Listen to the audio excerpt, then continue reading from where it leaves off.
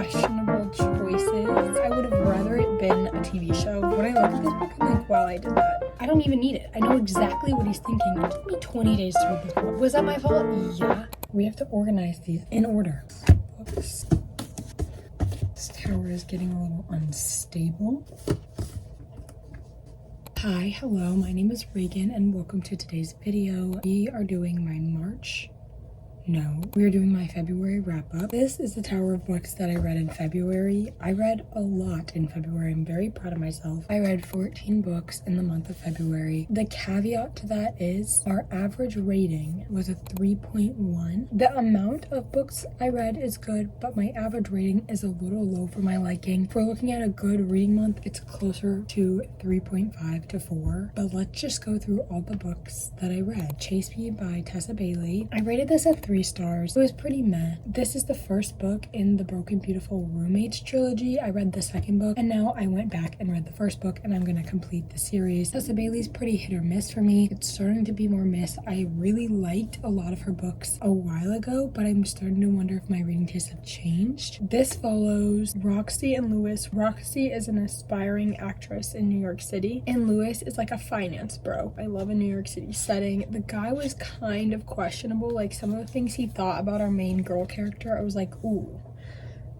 I don't know if I like that. It was really fast-paced, super short. I liked the length. It was a good romance book length and it was a good palate cleanser, but nothing to write home about. We move on to the questionable choices. Not questionable because these books are really fun and really good and they entertain me. Guilty pleasure read. That's kind of all you need to know about it. But I did continue the Ice Planet Barbarian series. Tell me why it's like 22 books. This is book 2. This is Barbarian Alien by Ruby Dixon. I gave this 4 stars. Why do I love these? When I crave this series, it's the only thing that can like do it for me at that moment. When you need it, you need it. You know what I'm saying? It's unique, it's fun, it just puts me in a good mood. I can finish these and just sit and binge them in one sitting. A bunch of aliens abducted a bunch of human women. They dropped them off on an ice planet. On that ice planet, we have our barbarians have this parasite in them that helps them live on this planet. So the women have to get the parasite too, but this parasite makes them find a mate.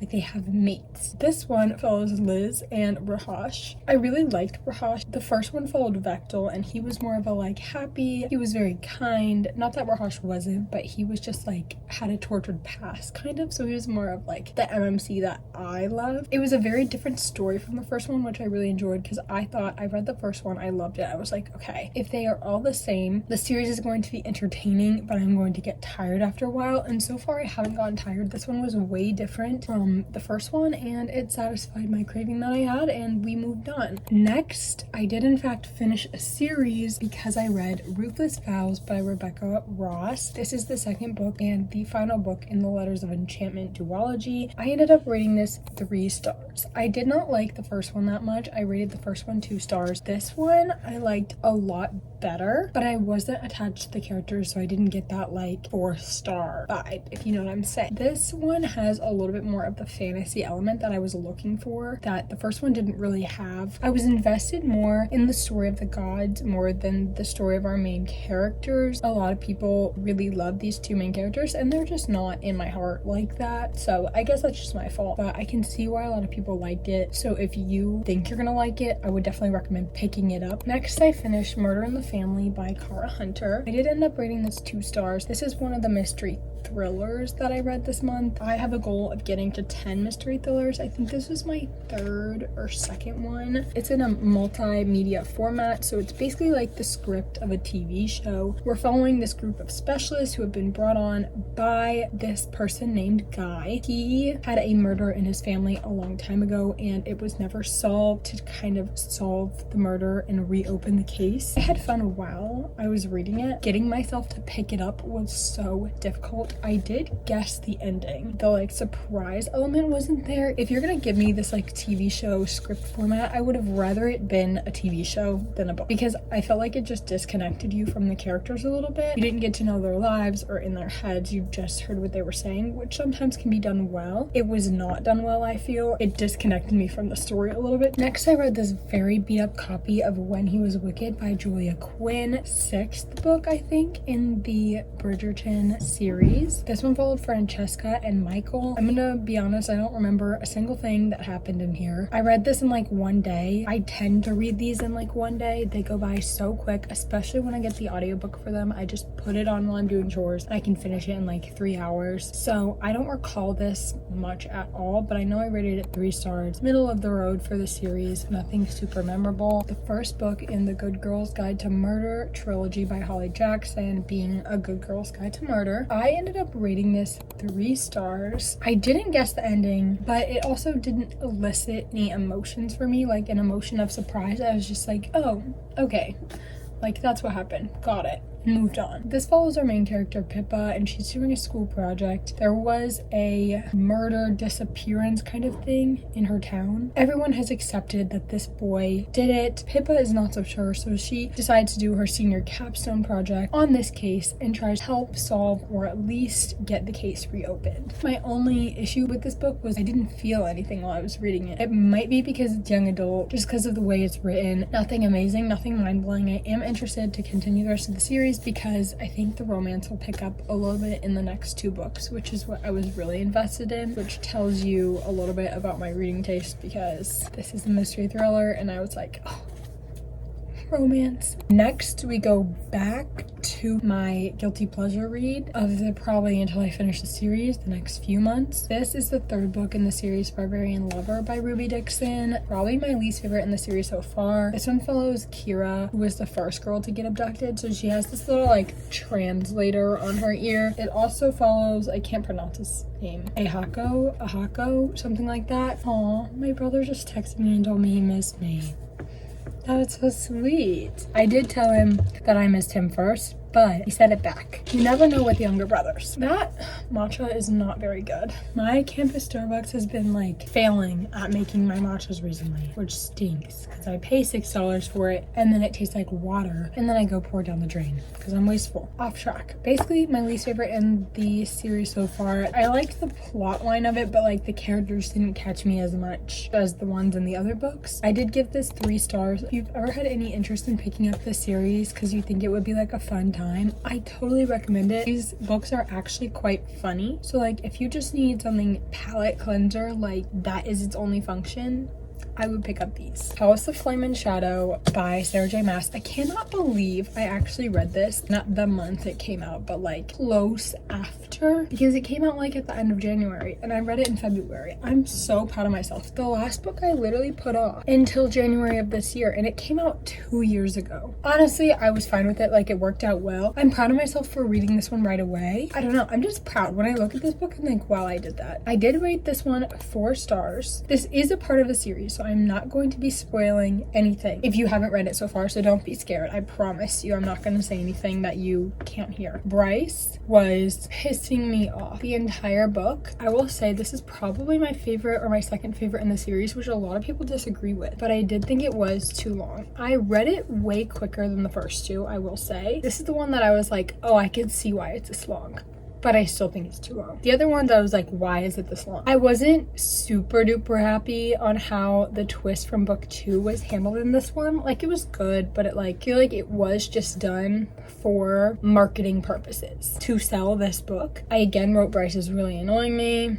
And then I wrote that it's better than Sky and Breath, which I do stand by. Hey, Gorge, we're getting through this. We're getting so close. We only have 6 more books to go. Next I read It's in His Kiss by Julia Quinn. This is the second to last book in the Bridgerton series. I rated this one 3 stars. It was fine. I liked our male main character. This was Hyacinth and Gareth. I really liked the name Gareth. Hyacinth Bridgerton, the youngest Bridgerton of them all. So I don't know why this wasn't the last book, but it was. as the second to last book. Yeah, I'm glad I read it. I don't remember it pretty much at all. This was a great palate cleanser to read after Flame and Shadow because this was no thoughts, just vibes. Next, I read Bride by Ali Hazelwood. This was a new release for February. I rated this 4 stars. If you aren't familiar with Ali Hazelwood, she typically writes STEM romances, and this was her first dip into the paranormal romance genre, and I've never really read paranormal romance, but I will be from now on. So this follows our main girl Misery, and she is a vampire. She's been in the human world for a while, but her dad is like this vampire high up guy, like he's really important. She gets called back to the vampire realm to be of use to her father in some political stuff, and basically there's an arranged marriage between her and the alpha of the wares. So it's vampire werewolf romance. What I really love about Ali Hazelwood's writing is she doesn't give you the male main character's point of view, which can sometimes be frustrating, but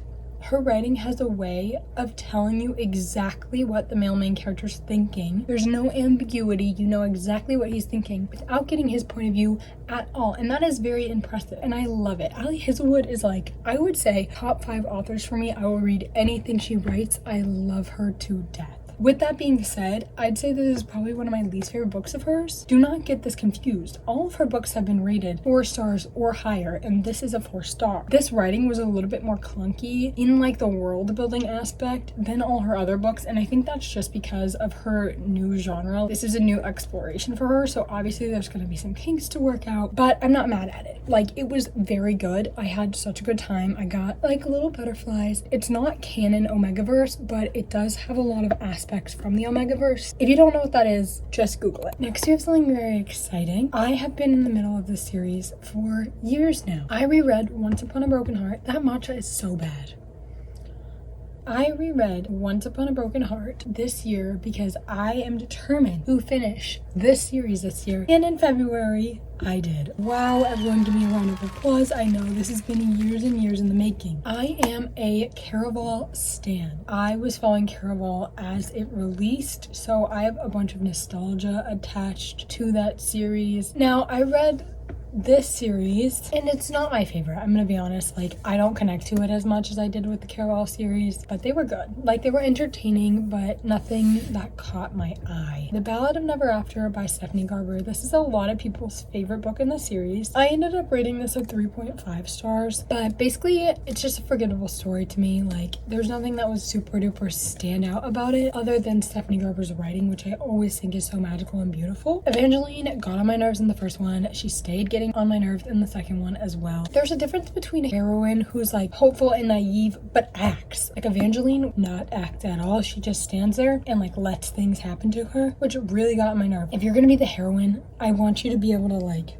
do something, make some moves. The ending was really good, but I didn't really find myself thinking about this book when I wasn't reading it. Then we moved on to another guilty pleasure read, Barbarian Mine by Ruby Dixon. I gave this a 3 star. This is about Rook and Harlow, and I liked how this story connected to the other books in the series. I enjoyed our main girl character and the plot. Our main male character, he was childish, and it's not his fault at all. Like, I don't blame him at all. That was very intentional, but it's just something that I don't really love in my books, and that's just a me thing. I'm having a great time with it, and I can't wait to finish it. Oh, my bookmark's in there. The Love Con by Sarissa Glass. I ended up giving this a 2 stars. I have been reading this since the 5th of February, and I finished this on the 25th. It took me 20 days to read this book. Was that my fault? Yeah. I was so close to DNFing this book, but I didn't, because I was like, I started it, I'm gonna finish it. This follows a girl named Kenya, and Kenya is in a cosplay competition, and she said that she has a partner, a boyfriend, but she doesn't. She lied. So her and her best friend Cam kind of pushed her into this cosplay competition, have to pretend to be significant others for the last episode of the competition in order to win. The writing style was not my favorite. It was a bit choppy, and there was a lot of unnecessary repetition. It was mostly telling me what was happening and not showing it to me. The communication skills were what really pushed this to a 2. If it had just been an issue with the writing style, it would have been a 3 stars. I can deal with miscommunication. I cannot deal with it when there's no grounds for why it's happening. They both want to be lovers, but neither of them can say it. And you know what really got me? They both profess their feelings in the past. So like in the present, they couldn't communicate that they still had feelings. So I was like, why are you're just not talking? I don't feel that your relationship could work if you can't even talk about your feelings. And there was kind of a dumb third act breakup. Last book is me finishing out the series. I ended up rating this one a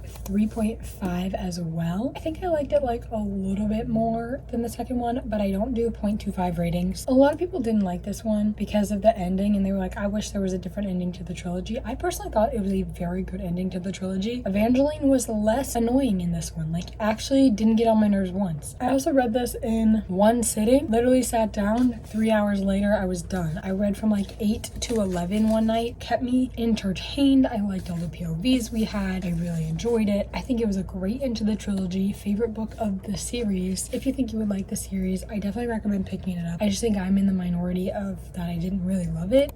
We finished. That was a long wrap up. Not as long as last month, but pretty dang long. Thank you so much for watching. If you did, let me know any of your feelings on these books, any of your feelings on the ratings I gave them. Obviously, this is my own personal opinion. Everyone has different opinions about books, and that's okay. Again, like, comment, subscribe, stick around a while. I'd love to have you. Again, my name's Reagan. I do tons of book content. If you're interested, I have a Bookstagram, I have a Goodreads. I'd love to talk to you on there as well. I love you all so much. With all the love, bye.